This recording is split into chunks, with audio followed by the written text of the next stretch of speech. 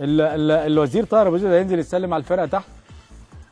هو المفروض يعني الترتيبات ان هو المفروض ينزل مع يعني. طب ده هيجرنا لسؤال تاني. نعم. هيجرنا لسؤال تاني. ماذا تنتظر من ابو تريكه؟ هل هيسلم على الوزير ولا لا؟ ده انت بقى مدخلنا في منطقه شائكه.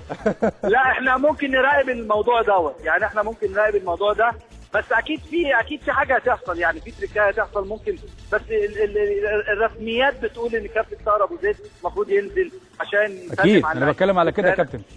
نعم. بتكلم على كده. فجرت موضوع عبد يعني كل الرسميات والبروتوكول بيقول ان كابتن طاهر ابو زيد البروتوكول اكيد. النهارده احنا يعني الموضوع مختلف تماما يا كابتن خالد. احنا نتمنى مباراه منتخب مصر وامام العالم كلها، واحنا يمكن عايز اقول رساله بنوجهها هنا من دار الدفاع الجوي ان مصر امنه. مصر يمكن كلام كتير على مباراه غانا وتامين غانا وفرقه غانا، واحنا تابعناها من اول وصولهم للمطار، وكان معانا صوت الصوره لحظات غانا، والناس مستمتعين بوجودهم في مصر.